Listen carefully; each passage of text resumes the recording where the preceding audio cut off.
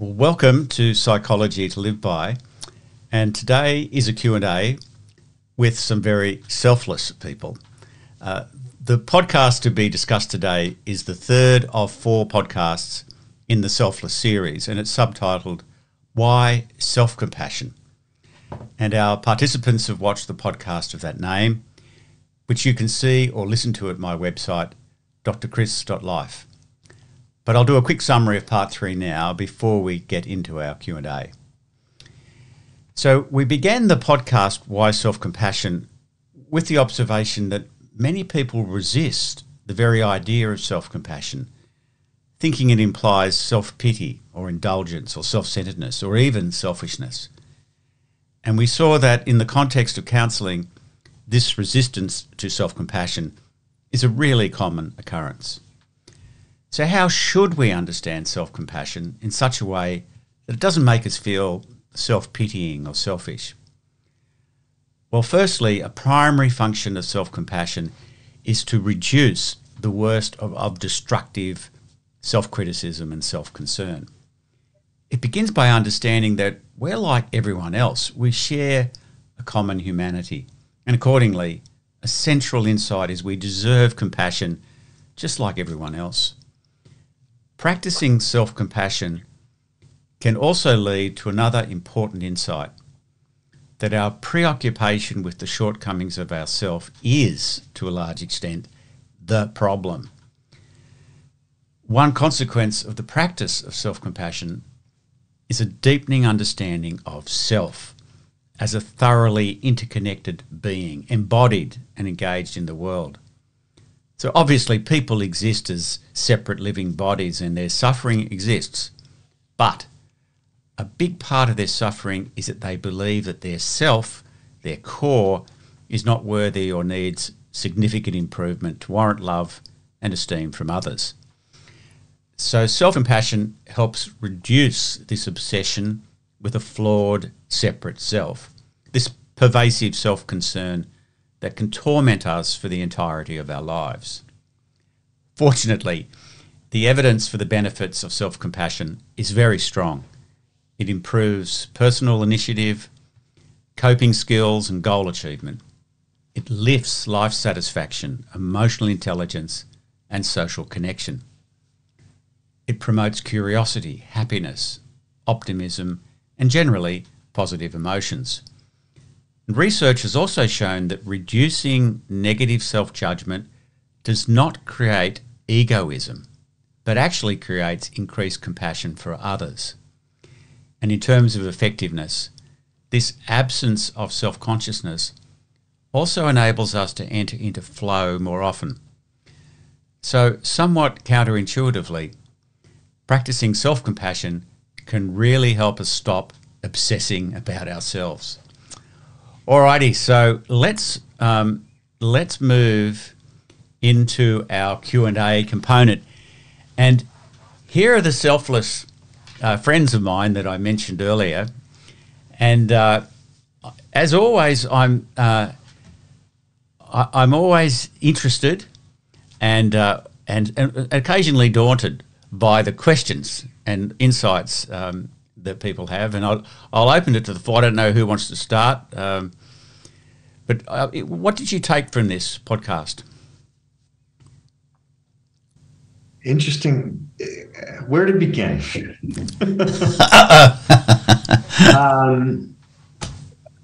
of the things that dawned on me as I was going through this is the situations in my life where, for example, I might benefit from self-compassion in the context of maybe I'm beating myself up about something that I've done, often are associated with me falling short, usually of my own expectations of performance of myself, right? So, and actually, I think generally speaking, I'm pretty good at eventually pulling myself out of that loop and not beating myself up. But I guess my question is it starts with that high expectation, right? And that high expectation is also something I put some credit and some stock in that for helping me grow and do more and build off of what I've done in the past.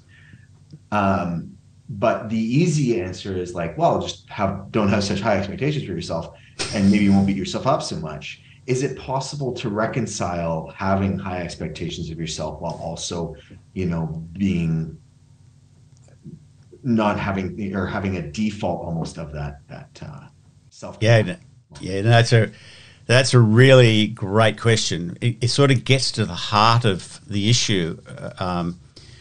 And I think there's a couple of dimensions. I hope I remember both of them. But the first one is that, to answer that last question first, of course, it's a great thing to be setting high standards for ourselves, to be, striving to improve what we do, etc.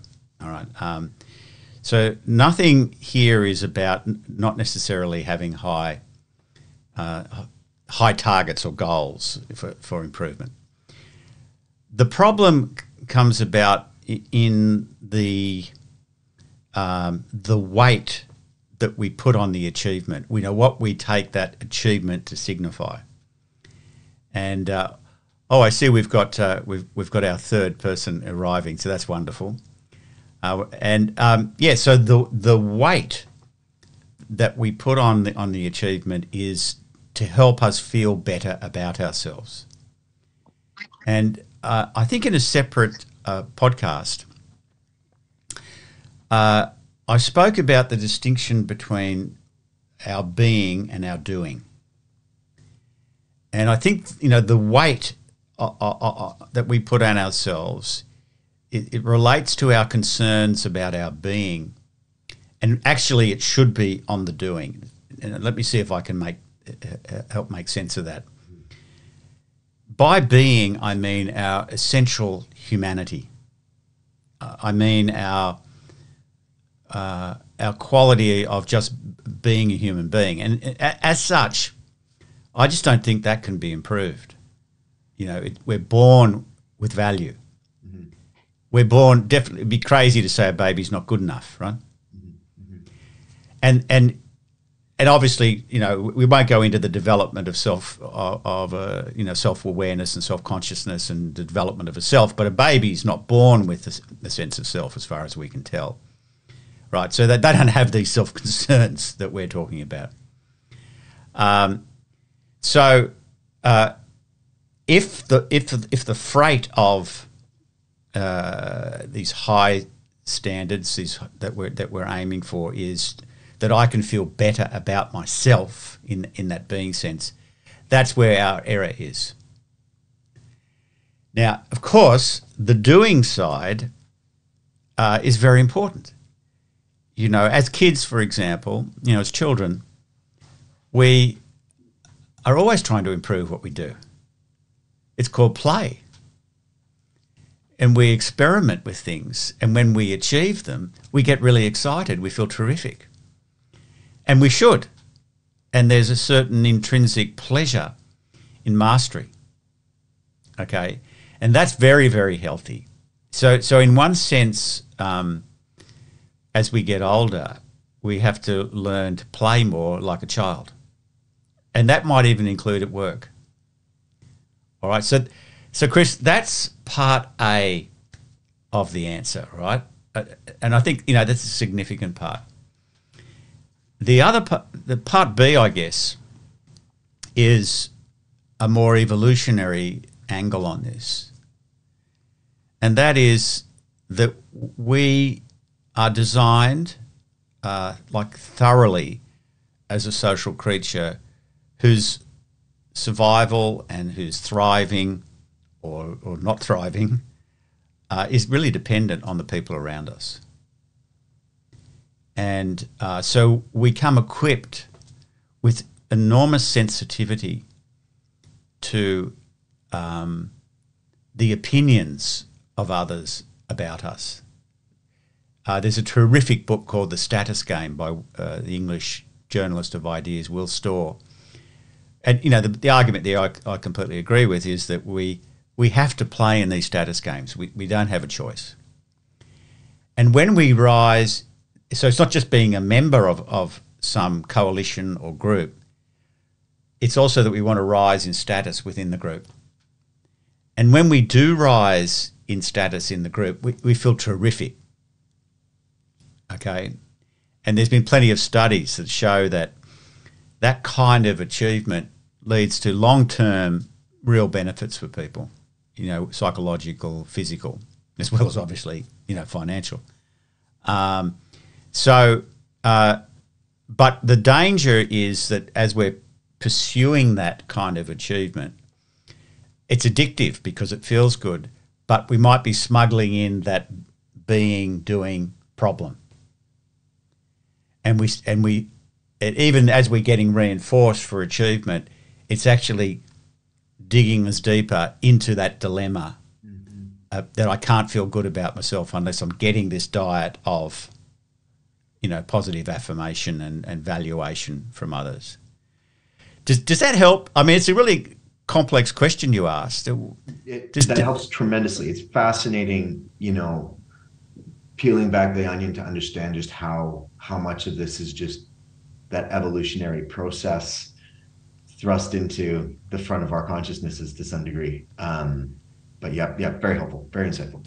Yeah, and it's interesting, you know, like if we're negatively esteemed, even though you might now understand this, like I understand it. If for example, if someone, you know, it's reasonably important to me, or it's in a public situation and I'm negatively esteemed, it hurts like hell. Mm-hmm. And even though I understand the psychology behind it, because at a visceral level, my body is giving me this profound experience. Mm-hmm. And it will take a while to think one's way through it and for it to subside. Yeah. So that's a kind of lifelong thing, I think. Maybe trying to transcend some of this wiring in not worrying so much. But of course, there's going to be a lot of variation in this across personalities. So some people are going to worry more than others. But the general phenomenon is true of all humanity. Fantastic. What about you, Terry? So I really locked into the Anatta and that thought of not self.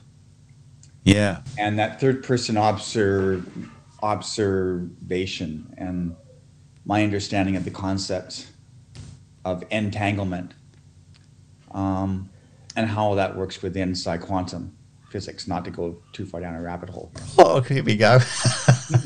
But, you know, the thought that our own thoughts are intertwined with others, especially those that we're close to. Yeah. So I always love putting myself in the observation mode, in the third party mode. Yeah. And even when I was rushing to the office today, I'm like, I was getting, you know, first I got behind a student driver. Then I got behind a FedEx truck that was obviously lost. And then I hit every single light. I think, okay, the universe is telling me to slow down. So I'm going to take all these, quote, what I would sometimes deem as negative things and go, what am I supposed to see? I started looking around and I saw some pretty funny stuff. Yeah.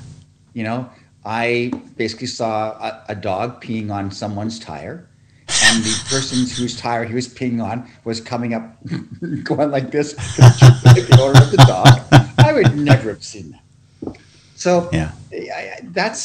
I find myself, as I get wiser, I hope, going more into that third party state and just observing and taking myself out of it.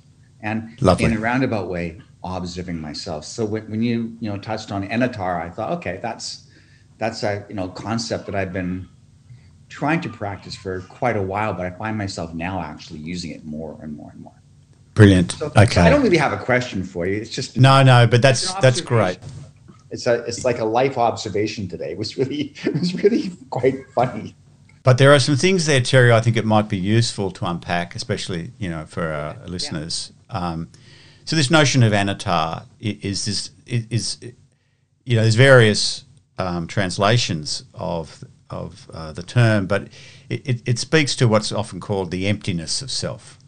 Now, it's a practical notion. It's not saying there's not a person here, there's not a body, but it's this sense in which we kind of, as you say, we might take the third person orientation, and that is as against the first person orientation, i.e. that I am sort of sitting in here somewhere looking out through my eyes at the world, and everything is now reflecting me.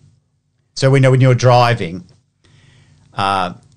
you are kind of projecting from first person initially the frustration at the slow driver or the FedEx person who's lost, etc. And there's something constraining about that. And, we actually then don't see the world that's actually there, or we limited in what we see. We're really only seeing what we sort of are projecting from our first person self. But this third person self is quite free of that, and we'll see more. And now, how does this apply to self-compassion? Well, directly, because we'll see in the next podcast that there's a move from the first person to the third person internally. We'll call that Ilayism, Ilay being it or that, the third person orientation.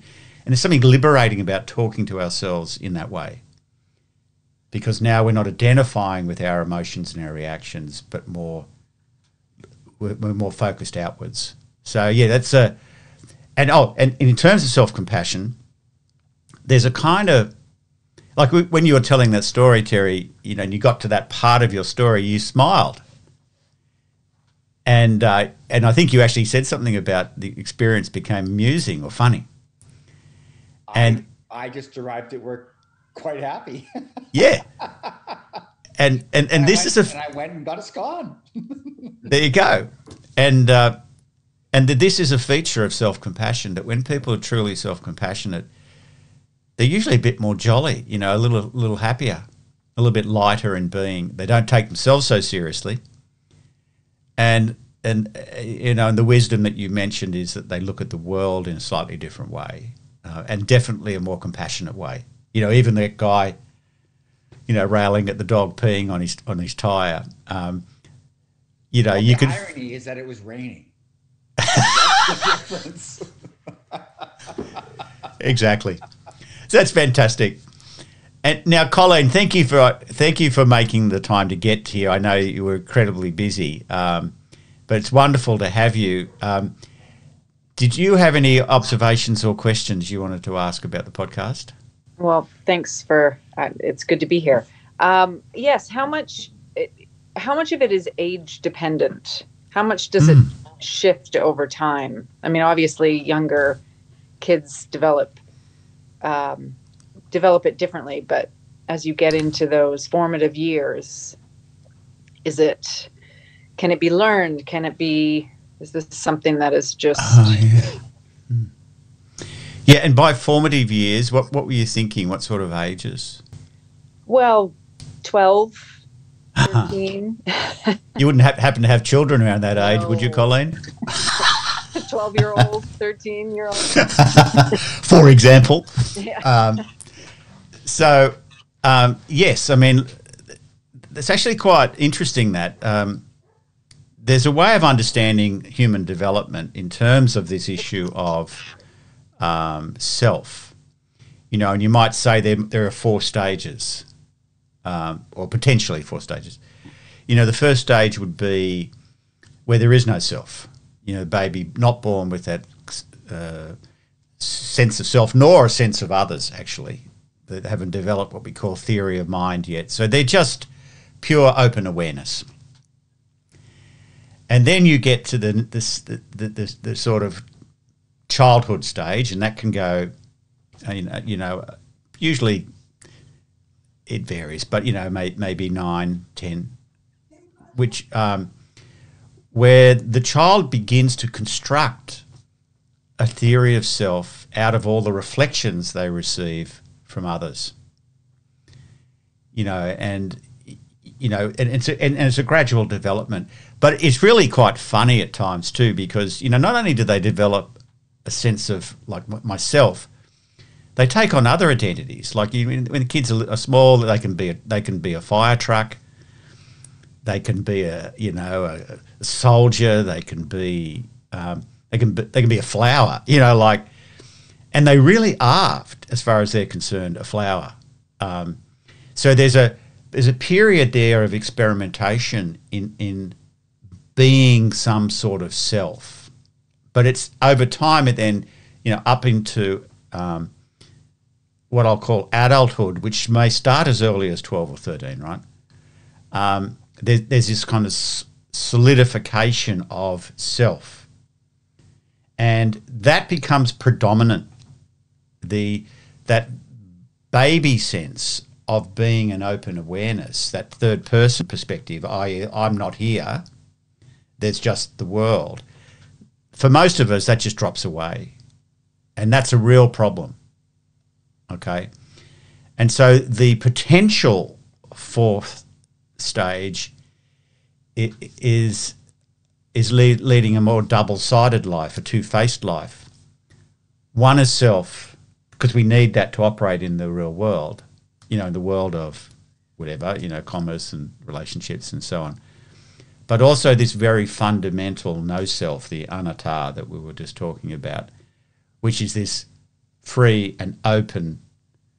And of course, those things interact. The being able to drop into that no self means that we can be much more compassionate to self, to our sense of okayness, to our sense of being. So your question, of course, was, can it be developed? And the answer is yes. I mean, self-compassion and compassion can certainly be taught, and it would be a good thing to teach, just as mindfulness is often taught to children. And kids who are about that age, 12 and 13, moving in, they're thoroughly into the adolescent period.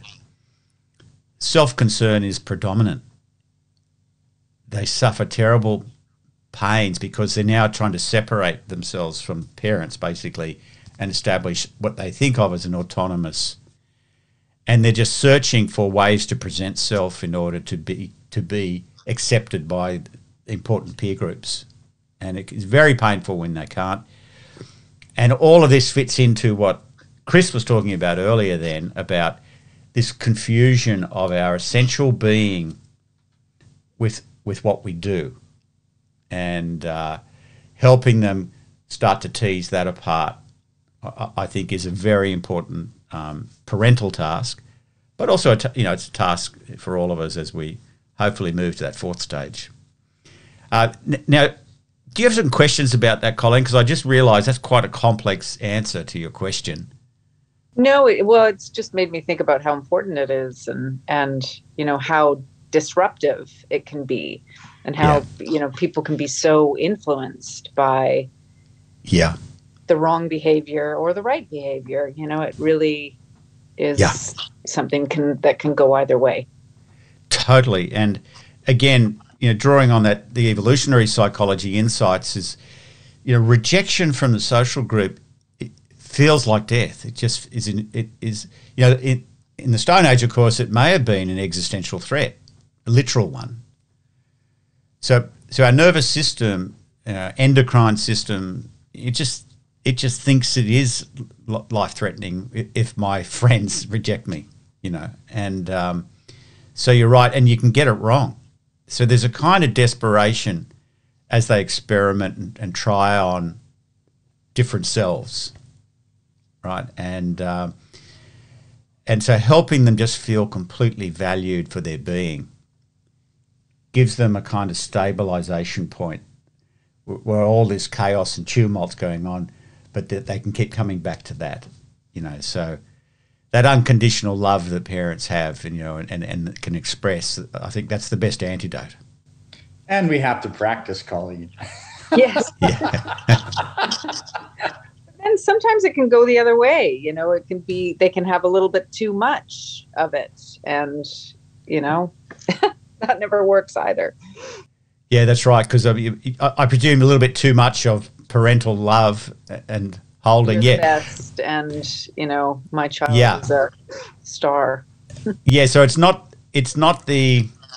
You might remember we talked once about Carol Dweck's idea of growth and fixed mindsets, and that there are two forms of feedback that either can create a fixed mindset or a growth mindset. And what creates a fixed mindset, and therefore the fragility and brittleness, is too much praise of qualities. You're the best. You're great. Versus growth mindset feedback, which is much more based on what they're doing. Mm-hmm. Oh, that was a really good thing there because, and that was great. And I like the way you persevered because. That draws their attention away from self more to the activity, which enables them to relate to it more like a game rather than as a test of self-value. Right?